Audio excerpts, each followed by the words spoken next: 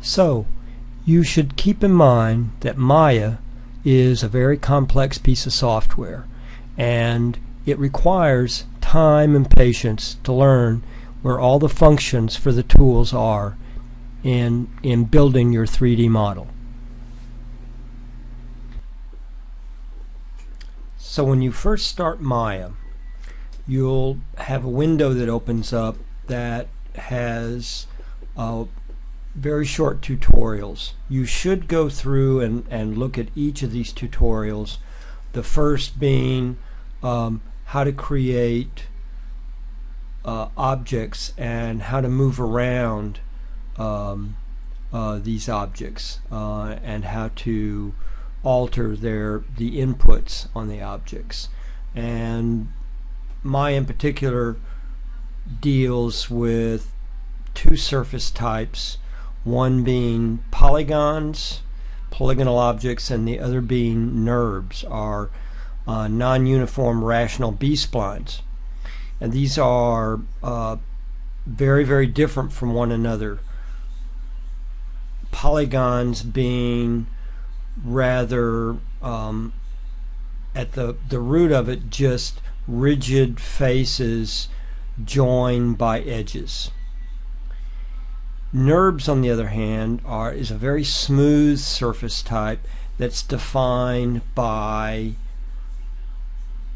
Bezier curves. So the Bezier curve that controls the surface, the direction of the surface, you know it's going to be extremely smooth and without any edges or faceting.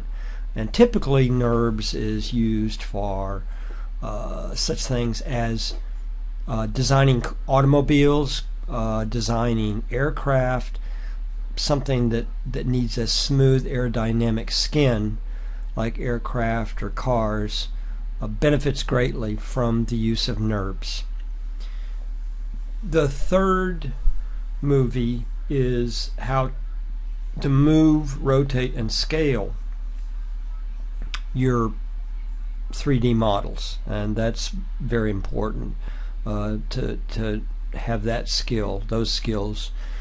And the fourth movie being selecting objects, and also the components or parts of objects, and that's typical workflow actually for 3D modeling, is using the pieces that make up the whole to help you alter and change the model in a efficient manner.